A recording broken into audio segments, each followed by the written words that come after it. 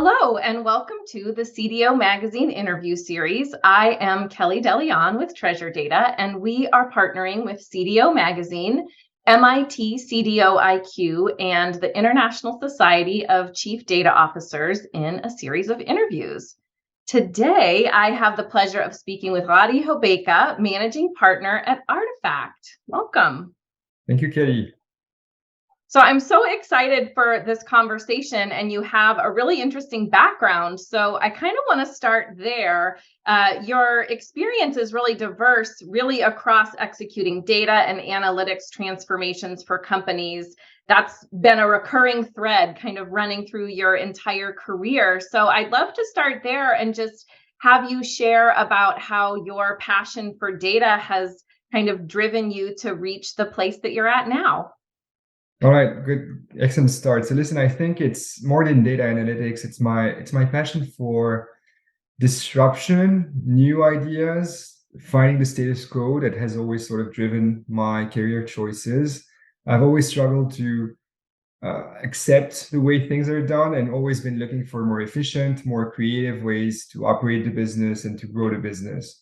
And that's one side of me. The other side is I love facts. Like I read biopics, I watch real life inspired movies and series. That's all that I really love on the side. So when you look at data analytics, it's a really good combination of, or a good way of combining my professional goals with my personal taste and preference. And you're right, it's been sort of a constant component, a constant part of my career since day one. Started as strategy consultant, really focused on analytics. As you said, it also led me to a number of data transformation projects across retail, across e-commerce, across real estate. I love the way that you have connected your personal passion for facts and biographies with this connection with data. I do think that's what so many businesses are hungry for, and what's driving the desire for more data-driven organizations and these data transformations is we have all of this data available to us. It can give us so much information, so much factual insight, rather than having to guess or go with our gut, that organizations are really hungry to use it and use those facts. So I love the way that you connected that. That's really cool. A personal question just to throw in. I know you immigrated to the United States from France several years ago, and I would just love to hear kind of what do you miss about living there? Yeah, France has been an instrumental part of my life. I was born there. I lived there for 25 years. I also spent about 10 years in the Middle East. But listen, I think the first and obvious answer to your question is I miss the humans, the people, friends, coworkers, ex-coworkers, family. And there's still a lot of people that I've left behind when I came to the US 5 years ago. Maybe a more tactical or unexpected answer might be food, cheese more specifically. I think Yeah. there's a culture of food indulgence in France that's unequal, I guess, and that's not exactly the same in the US. As a matter of fact, a fun data point, I read a couple of days ago that Americans spend 57 minutes on average per day to eat, while the French spend around 2 hours and 15 minutes daily. So that's just a funny data point that shows you how much that food culture is big there, and that's something that I sometimes miss. I have to confess. It's so true. I love that you have that data point. It's put such a fine point on something that I observed as well when I traveled there, and was just speaking with someone who's planning a trip there, and it is a very different culture. To know you shouldn't get angry at a waiter for not, hovering every 2 seconds. They're actually being very respectful of that food culture. I love it. Absolutely. Yeah, that's true.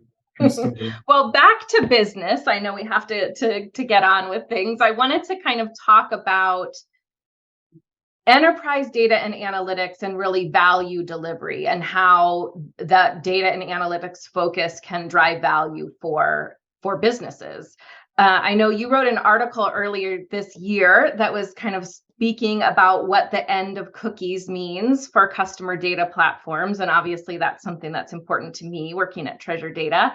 You used this term cookie-geddon, which I love, by the way. And obviously everyone's, talking about this impending end of cookies that's coming. What do advertisers need to do to prepare for this coming cookie deprecation while still thinking about how do we deliver value to the business? Yeah, so the cookie getting term is unfortunately something I haven't invented. I stole it as well from a conference and really loved it as well. So it was a good, I think, a good term to depict what's happening right now. And and listen, advertisers, at least those that have been heavily relying on third-party cookies, on traditional ways of targeting audiences, on running their marketing, but also on measuring all of that, are essentially getting in trouble, right? Like I think it's a change that needs to happen.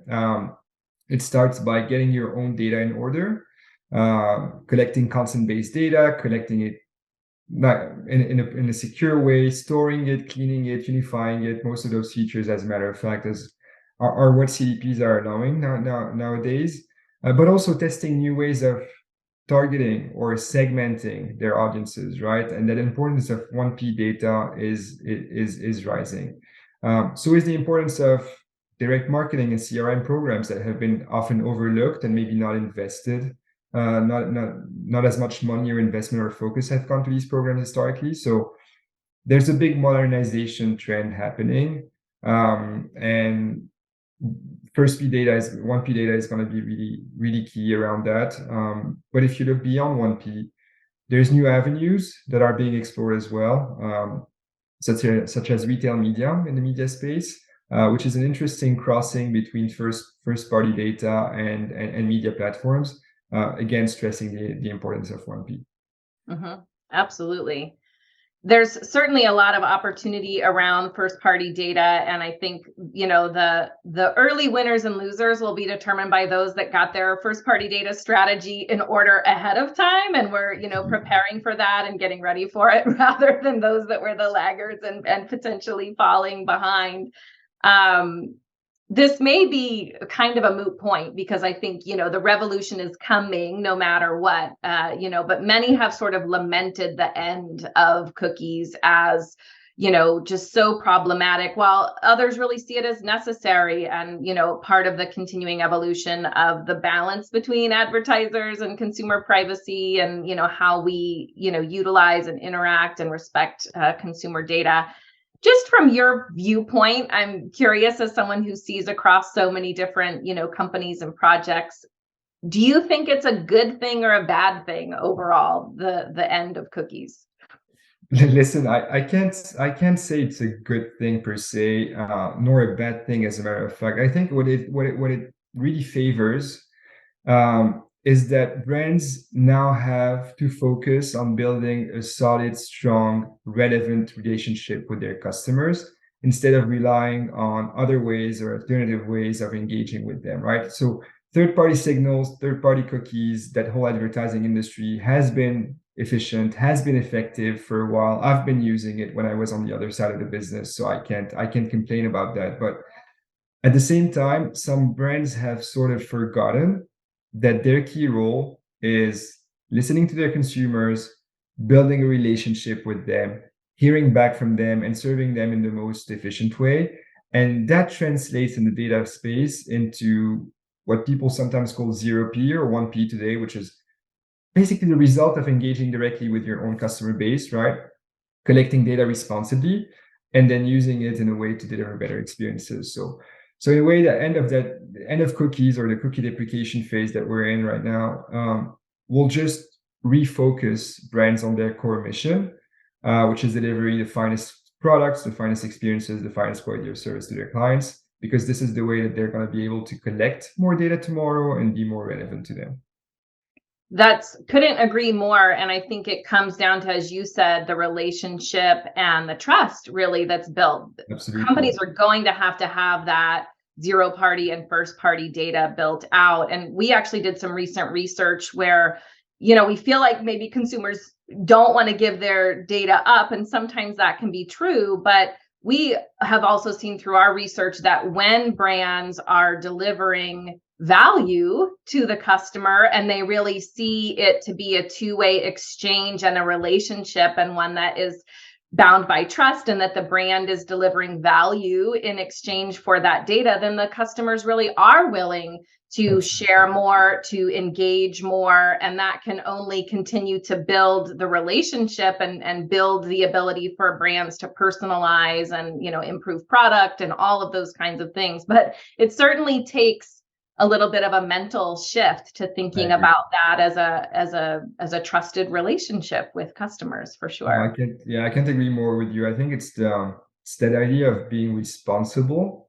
Mhm. right, with the data and being relevant with the data that's gonna increase more and more. So less savage monetization practices, less irrelevant personalization practices. So technology is going to help, but you're right, the mindset has to be there. Absolutely. So I want to thank you so much, Ghadi, for joining me today. I really have enjoyed our conversation.